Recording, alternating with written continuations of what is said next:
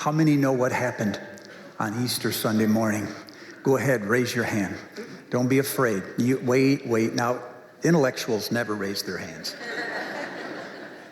So apparently the intellectuals are the only ones that didn't know what happened. So if you have one sitting next to you, tell them what happened and we'll try it again. If you know what happened on Easter Sunday morning, please raise your hand. Well, that's most of us. The rest of you are in for a treat. Every Easter, as on every Christmas, I ask God for the gift of wonder. Wonder is a mixture of surprise, delight, intrigue, curiosity, laughter, reverence, all at the same time. I had a friend who was a pastor in Michigan for a number of years. He started an evangelistic Bible study where he had people in his neighborhood. They had no idea what Christianity was about. They'd never seen the Bible, never heard this story before. So he'd gather with people in his living room on Monday nights, put out the ashtrays. Sometimes he'd put out the beer, and then he would put out copies of the Bible, the same copy. Rather than refer to chapter and verse, they referred to page numbers. They would read the Bible out loud in the presence of one another, and then they would think amongst themselves, what do these things mean? When they came to the end of Mark chapter 15, they chose Mark, he said, because it was the shortest gospel and quite possibly the first. They got to the end of Mark chapter 15, and all it says there is, Mary Magdalene and Mary, the mother of Joseph, saw where they laid him. The end. One of the men was startled. The room was silent. And finally, one of them said, you know, I've come to like this guy. He said some amazing things, but he said some bold things. If he's everything he says he is, let's see if he comes back from the dead. He didn't know. My friend, the minister, smiled and said to him, hold that thought. And then let's read the next chapter next week. Now, I've told that story before, but when I told it before, I was amused. I liked the man's curiosity. I loved his naivete, his innocence. When I tell the story today, I'm envious. He didn't know. Imagine how much fun you could have with the resurrection if you didn't know what happened. Why, you'd read it like a fairy tale. You'd be running into things all the time. And if you were inclined to believe those things, it would change your life. But Easter has become for Christians the horror of the same old thing. So every year I ask God for the gift of wonder. And I've come to believe that wonder is the best thing God can give to the intellect, whatever the subject. Because it's when you think you know something, you can no longer be surprised. Would you mind if I pray for you and me right now? Sermon's not over, but Father, open our eyes. Help us to see for the first time that which we are very familiar with. We believe. Yes, we believe. Now help our unbelief. Amen. You there? There's two ways of coming at this. One may look at Easter as a movie, or one may look at it as a mini-series.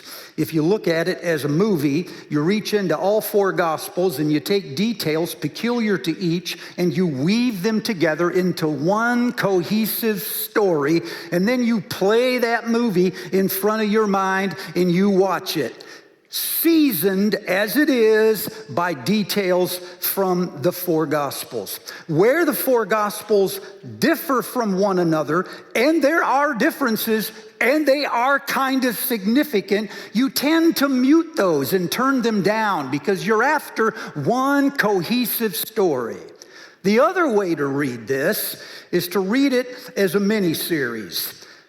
There are 4 parts: Matthew, Mark, Luke, and 4 of you are still with me. You thought it was a trick question, didn't you? Here, you let each person tell the story that they want to tell, and here you emphasize the differences because you want the different vantage point. That makes sense? So that's the method we're going to do.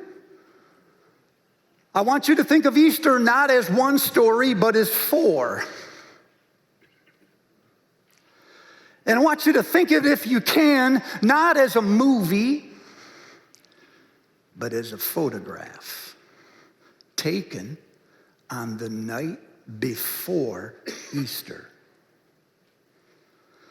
All 4 Gospels tell us what happened on Easter Sunday, yes, but they also tell us what happened on the night before. And if you read it carefully, all 4 Gospels give a different picture of what was happening on the night before. At least the emphasis is different. And so if you can back up to a Friday night and take a photograph or a sketch of what was happening on Friday night, and then contrast that with what's happening on Sunday morning in each gospel, you have gospel.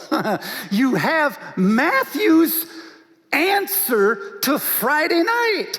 And then you have Mark's answer to Friday night, and so forth. Are you still with me? I think I've lost 2 of the 4.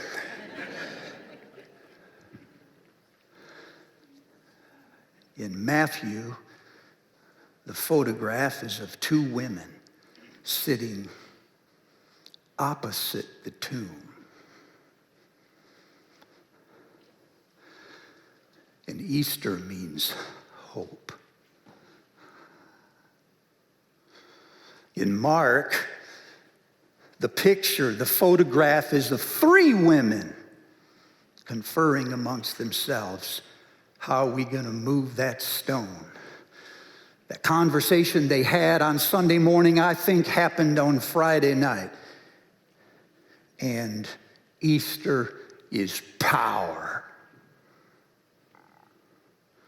In Luke, the picture is of a crowd, only one who mentions a crowd, each going in a different direction, some feeling guilty, others feeling grief, and others still in utter shock. And in Luke, Easter's presence. In John, the photograph on Friday night is of a garden with a virgin tomb in the center of it. No other writer mentions it. And so in John, Easter is life. It's new life. Let's stop with Matthew and zoom in. Can I do that with what little time I have left? Matthew says on the night before Easter, when it was evening, a rich man came and asked for the body.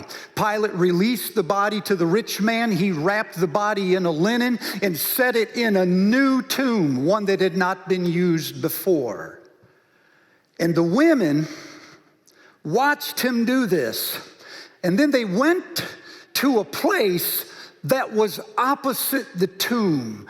And it says in Matthew, it was Mary Magdalene and the other Mary. They sat opposite the tomb. I can't get that image out of my mind, because I've buried more than 300 people. maybe 100 or more here. And I know I've buried multiple people I love who died before they should have. Everyone dies, but not like this. And we all know the routine, don't we? You follow the casket down the aisle, you go to the hearse, you drive to the cemetery, they put the casket in the grave, everyone then goes back to their cars, and you come back to College Church for a ham dinner. And when the dinner is over, everyone disperses, but you never leave, do you? A part of you never leaves the cemetery. Even when you go back to work and back to your circle of friends, there's a part of you is still in that cemetery sitting opposite the tomb. That means two things, by the way, in the original language. It means that they were sitting across from the tomb, like one sits across from another at a table. But the other meaning of that word is in opposition to. They sat in opposition over against the tomb. And that's why I can't get the image out of my mind. As I look at it, I see in their eyes a longing for something that they want to be true. They are caught between their hope and what actually happened.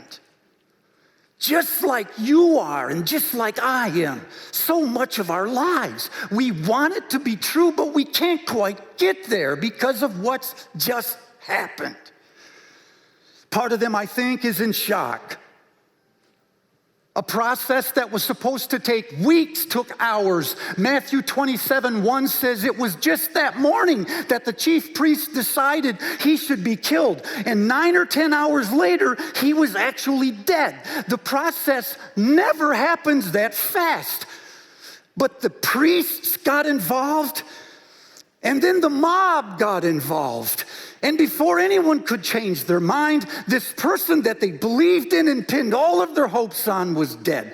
And so I think they're sitting in opposition to the system and to the injustice and the speed of it all. And they want it to be different. But the reality is, here we are. I can't get it out of my mind. And then come the guards.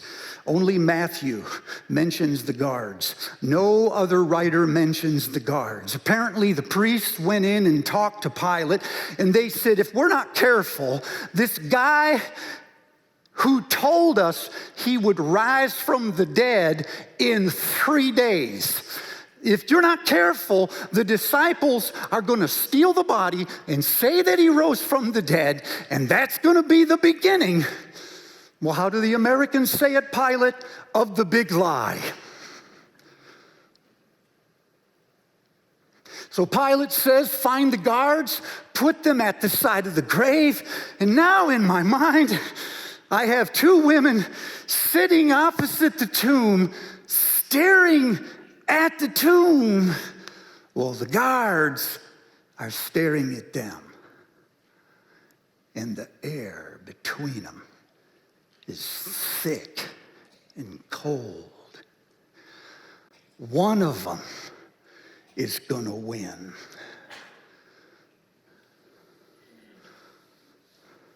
You with me?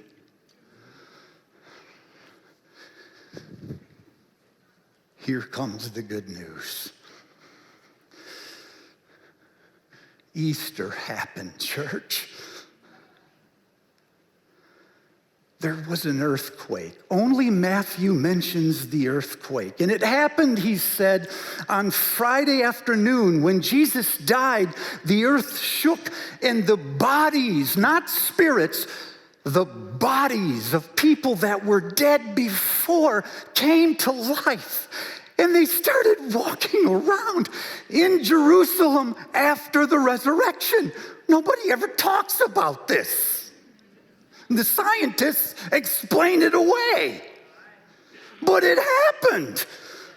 When he died, death died. And the bodies came out of the ground and they started walking around. But the women did not know that this had happened. They were still sitting in utter shock.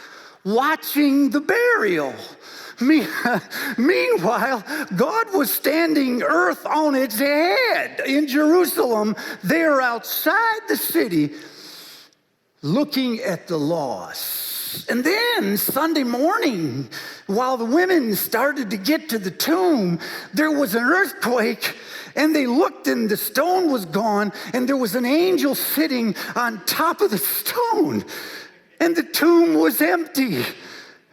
And this is when it starts to occur to them, wait a second, man, all bets are off.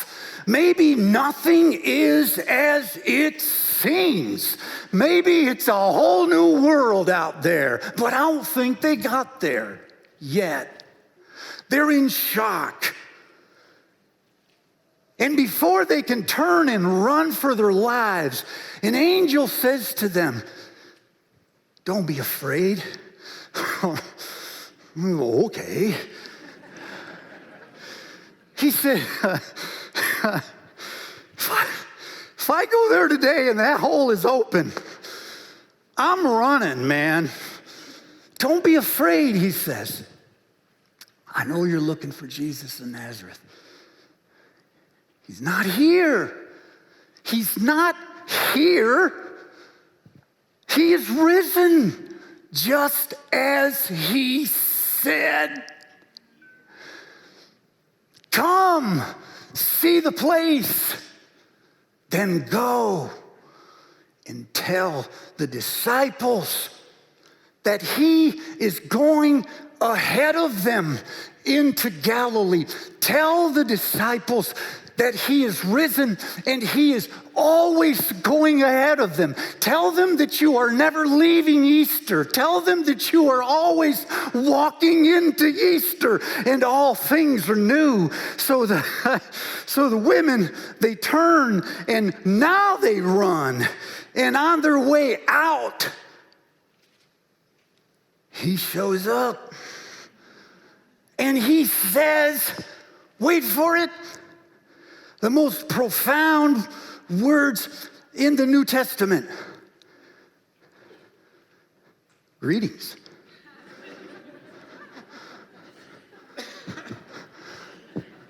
That's it? I mean, that is as simple. You understand, that's the New Testament version of, how's it going? Wait a second, man. Wait a second. You are no longer in there. You're now out here. And on my way out the door, you say, greetings.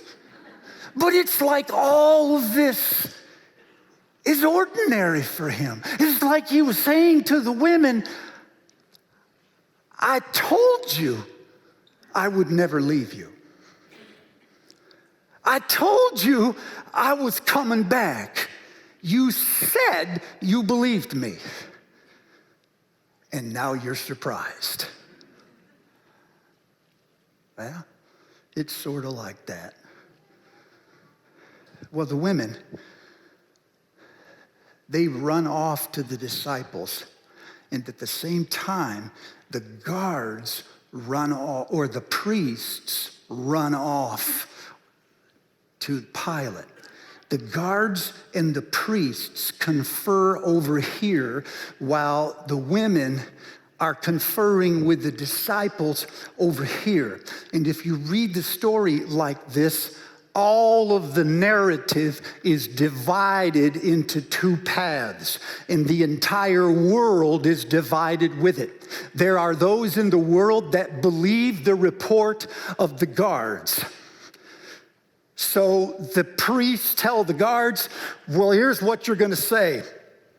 You're going to say that the disciples stole the body and we'll cover for you.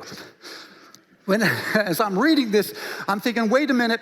First you were afraid that the disciples were going to tell the big lie. Now you're telling the big lie in the other direction. Now, it's no longer the body that's in that tomb, it's the truth.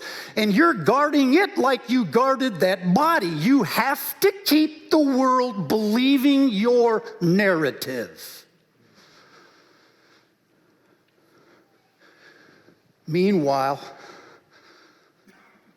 the women meet with the disciples and tell them everything that they've seen and heard in their encounter with Jesus.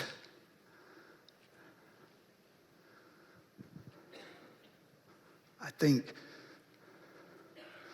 this is my imagination here, all right? Is that all right? My sugar's low, let's say. I think the women, I think they went back to the place where they sat before. I can't prove this, but I like to think in my mind, my imagination, that they ran off to tell the brothers. And then they went back to the place. And they sat opposite that tomb. Rome was still in charge. Rome was still telling its narrative. And it went like this: we know that nobody can come back from the dead, and therefore that man is not alive. But the women are thinking, we know this man is alive, so maybe people can come back from the dead. Most of the world will believe Rome, but because of Easter, it's possible now to believe something else that you couldn't believe before. So when the women sit opposite the tomb, now they are no longer looking at it, they're looking through it. Because that tomb is not a hole in the earth. It's a tear in the veil between heaven and earth.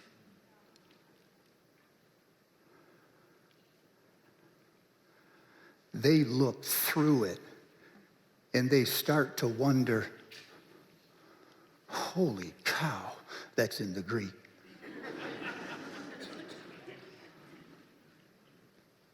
Maybe heaven and earth, maybe they're not in two different places. Maybe they're not in two different worlds. Maybe they're both in the same good world. And maybe the veil between them is thin. Maybe what's in heaven can walk into this world undetected whenever he wants, because of that tomb. Maybe the earth is open to the heavens. Angels and the Christ can descend and ascend whenever they want, mostly unnoticed. Maybe we are not alone. Maybe we are never alone. And more than this, maybe I can reach into heaven and I can take from heaven what I need today. Like one reaches into the fridge and pulls something out and drinks it in this world. Maybe this is what Peter meant when he said, we have a new and living hope through the resurrection of Jesus Christ from the dead. Wait for it. And an inheritance that can never perish, spoil, nor fade, kept in heaven for you. Maybe he meant you don't need to go into heaven to get it any more than you crawl into the fridge to drink it. You reach into heaven and you pull into this world the resources that you need every day. And that's why, oh church, we get up in the morning before the world is awake and we find him there alone. He says things and he does things to our spirits when we are alone with him that quicken us back to life. And it is as if we just reached into heaven and pulled into this day today what I need for it. And the dead? Where are the dead?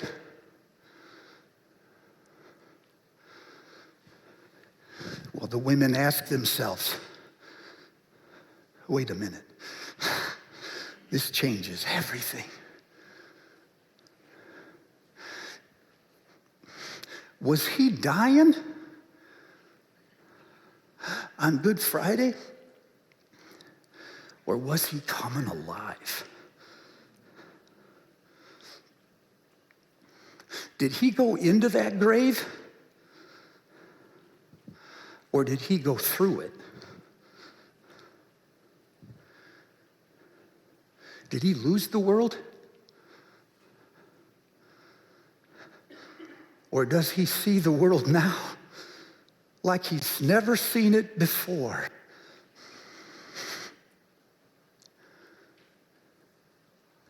Did we bury his body? Or did we plant it?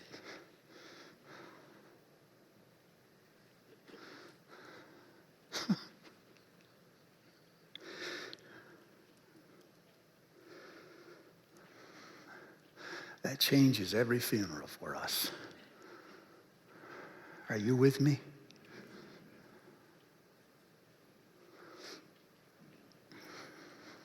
Part of me believes this because I need to. I confess.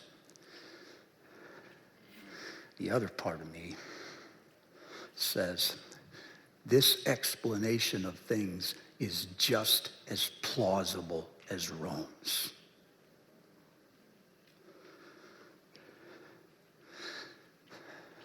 So when I encounter people today that believe in the narrative of Rome, Jesus is not alive because dead people cannot come back to life. I see people who want to believe the women, but they can't. They have been groomed and discipled by the forces in this world to believe that that is the only plausible explanation for things. Now, for the first time, another narrative is possible. And you have to ask yourself, who do you believe? You believe Rome? Or do you believe the women? I'm not asking you who you want to believe, because I know you want to believe them. I'm asking you who you actually believe. I said to my wife last year, I no longer believe in Easter. I know it. I know it. I've seen it. It's happened. He's alive because I talked to him. He was in the room. I could hear his voice every week. The story changes people. Not when the stone was moved, but when the women met him. On their way out, they met him. And that's when they know.